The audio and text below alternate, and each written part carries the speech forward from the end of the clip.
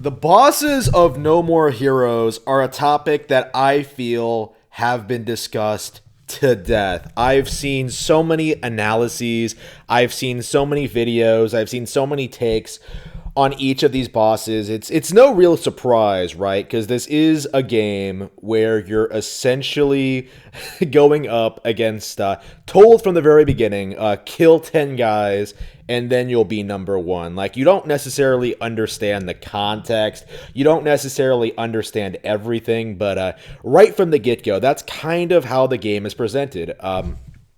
Kill these 10 people and then you'll be number one. So a lot of times when people first play No More Heroes, they're getting used to the controls, they're getting used to the game, they're like taking in the environments, the trying to master the gameplay, and don't really think a lot of what the game is supposed to be about thematically, right? So as a result, I think out of all of the bosses in the game, death metal is probably one of the most underappreciated. Like, there are probably others on this list that I'll get to, like Speedbuster comes to mind a little bit. I'll probably make a video on that, like when I actually get through the game. But when it comes to like each and every one of these bosses, they all have a personality. They all have charisma. They all have a presence. They all have character. They are all a worthy obstacle for Travis to surpass on his quest to become number one. And I think it's a testament as to how good the writing in this game actually is, where these characters are on screen for a fraction of the time that something like Mass Effect or Red Dead Redemption 2 or The Last of Us Part 2, but they leave so much more of an impact. Like, these characters are so memorable, so well designed, have so many great lines, great designs.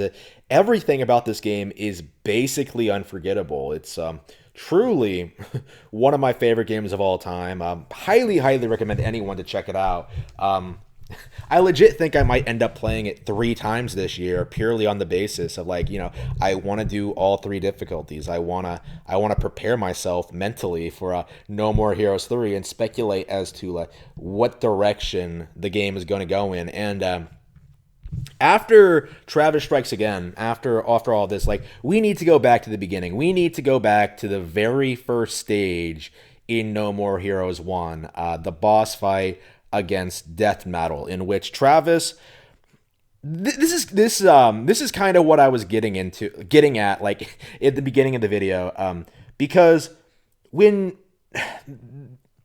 I myself did this, rather than talk about Death Metal himself as a character, as a foil to Travis, most people who first pick up No More Heroes are more fixated on Travis, his relationship with the other characters, and his role in the story. Like, it's mostly, in that first segment, is dedicated mostly to establishing Travis and Sylvia as the protagonists, right? As the main primary characters of this story.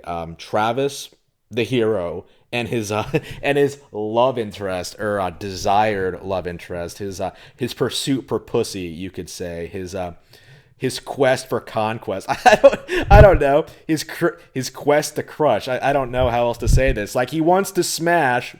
He wants to join the Super Smash Brothers and just go to Pound Town on every inch, every hole that Sylvia Crystal has, okay? That's Travis Touchdown, okay? So a lot of people are fixated on that aspect, like focused on like the audacity, the outlandishness, the appeal of these characters, but don't necessarily think in terms of like, well, is there more to Death Metal? Is there more to this first boss that Travis goes up against before they kind of establish, like, I've been noticing this on message boards for people who have been playing the game for the first time. I need to make another video about that. But a lot of people I've seen, and I think I myself went through the same situation. You beat Death Metal, really enjoy the game, want to play more, beat Dr. Peace, realize the game is probably going to grow on you, like probably going to be a personal favorite. And then you get to Shinobu and really start to understand that this is probably one of the best games ever made. Like it's so good at what it does. It's so well executed, so well handled, so well put together. Like it keeps you hooked all the way through. And of course, like it just goes. It's such a short game, like about 10 hours. I legit think by the time I'm done making all these videos talking about No More Heroes, like I might have more content talking about the game than actual streaming footage of me playing it, because there's so much to talk about, so many fun details, so many things that like a lot of people don't notice, so many things that just stick out in your mind as just being, wow, I can't believe they did that. So the game has a complexity that just I don't think many other games have. Like maybe Killer 7 and its like characterization, which is also from the same developer, but No More Heroes, I think without a doubt is one of the best written video games ever made. And I don't think a lot of people really realize that, because, of course, people are plebs. People are plebs who think The Last of Us is a good game. The Last of Us is an example of good video game writing, but Death Metal's very existence sort of establishes what Travis is setting out to do. Like, sort of being an older guy, an older assassin who's already successful, who's already accomplished a lot with his life. Like, he kind of represents what Travis kind of wants in his life. Like, it's kind of interesting how Travis confronts this guy by poolside in this fancy ass house, and this guy starts warning him about the path he's going to go down. Like starts lecturing him about how hard it's going to be to be number one, to climb that wall. The wall, it's higher than you will ever know. And all Travis can think about in this conversation is like what it's going to be like when he gets there. Like when he gets to where he's going, when he's getting to paradise. Like that's all he wants, is that like, I want paradise. I want to live in paradise. I want to have women knocking on my door every 2 hours. I want to have people looking after me. I want power. I want respect. I want the world, right? I want to be successful. I want to be number one in the success of the game. Like, essentially, this entire boss fight, Travis interacting with this guy, it's Travis just coming out and saying that, like, I want this. I want what you have, and I'm going to take it from you. But, like, under the surface of Travis's exterior, you do kind of see that a part of Travis, like, in his heart of hearts, like, he legitimately does not believe it's possible for him to obtain what he thinks he's entitled to, like, what he's trying to get, essentially. Like you sort of see this. This is probably the best written like exposition in any game ever, where Travis is essentially narrating to himself like what his goals are, what he wants out of his life. When the fight begins, a lot of people would probably miss it if they don't have subtitles turned on. But Travis does go into like extensive detail about how he's feeling about the situation. Like he finds the fight exciting. He finds the idea of going up against Death Metal exciting. He likes the idea of banging Sylvia. He likes the idea of being powerful, of being successful, of being like unimaginably wealthy. But he doesn't think it's for him. Like, he doesn't think, he already kind of knows, even at this stage, that it's not necessarily going to be what makes him happy. It's not necessarily going to lead him to paradise. It isn't going to be some final solution. I can't believe I said that. Final solution to his problems, essentially. Like, it isn't going to fix everything that's wrong with his life. Like, it's not going to make him happy, essentially. And the exposition just kind of ends with Travis kind of dwelling on this point, like, no way out. I don't know what I've gotten myself into. No way out. No way out. No way out. And then it just kind of stops. But the game is still going. Like, Travis is still fighting this guy, and eventually he does win. Eventually you do beat him, and you sort of just continue on your way. You sort of establish he tries to give death metal tries that really tries to impress upon Travis that the life of a killer is not glamorous, it's not exciting, it's not going to make him happy. But because Travis's life is so shallow, so empty, so devoid of meaning, he seeks any way in which he can express himself. And in this case, in No More Heroes 1, it's this idea that if he becomes number one, his life will have meaning. Like he'll have accomplished something. He'll have done something grand. He would become someone worthy of respect. He would finally be able to lose his virginity and bang Sylvia Crystal, who I think in like the context of No More Heroes is supposed to be like a 10 out of 10. But I mean, it's hard not to say she isn't. She's like what? Like some kind of crazy yoga master, like crazy in shape, like damn. Anyway, the character models are kind of lame, so it's kind of hard to tell. But I think Sylvia is supposed to be super, super hot. Okay, let's get that out of the way. So we'll be talking about more about Sylvia in other videos because again, like the entire game kind of revolves around the relationship. But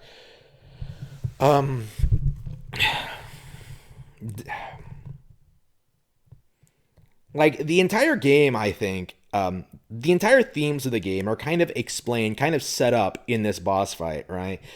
Travis is on this adventure, this game, going through this game, trying to resolve past wrongs and trying to find something in his life that means something, right? And he's not really finding it. Like even though he's pursuing it relentlessly, he's pursuing this goal. He set this arbitrary goal for himself to become the number one assassin, which a title which has no meaning, has no point. It is just kind of a thing, like becoming the best assassin just because you can say you're the best assassin, essentially. Travis is just hell bent on going out there and getting this done and becoming number one. Like no matter what people say to him, right?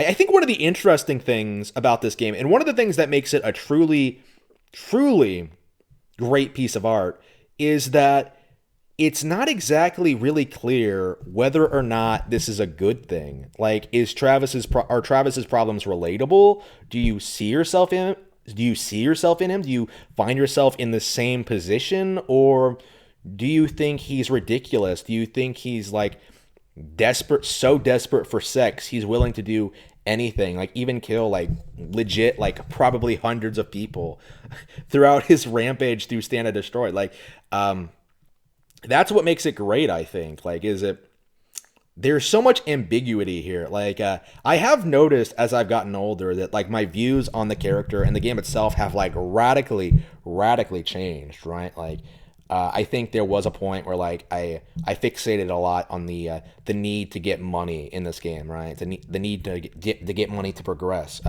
There was a time where I really related to Travis, like, well, I guess I still do.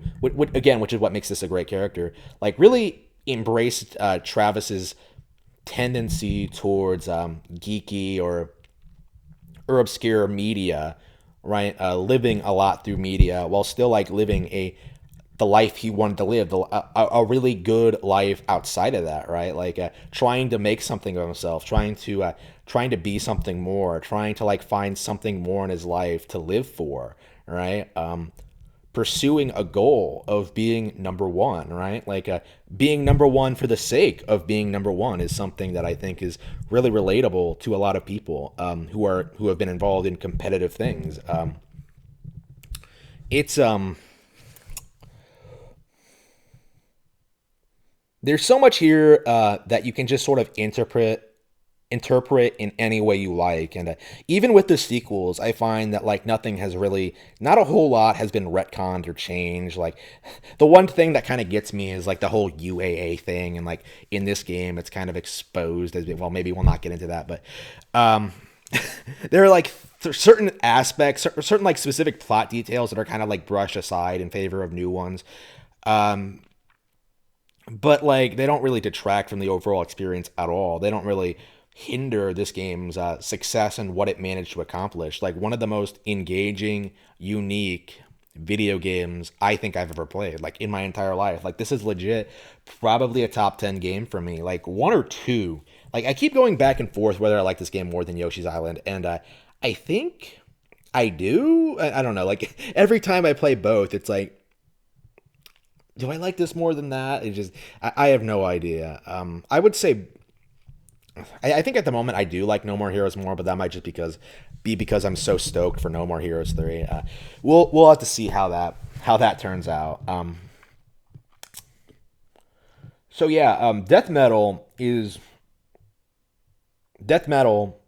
Even though his appearance is brief, even though he's a simple, easy early game boss, his death, his words, his like they leave an impact, they leave an impression, they leave something to think about, to talk about in shitty vlog YouTube videos, right? Death Metal kicks off one of the best games I've ever played in my life, and I wish we saw more of this character. Like I wish we saw more of all these characters. They're so memorable, so iconic, so much fun. Um, Death Metal kicked this game off, and I think he did so spectacularly. He set the standard, he set the stage, he built up these themes, these ideas, the characters of Travis, and he essentially, in a way, sort of showed us the world of No More Heroes, and I think that is something very, very special.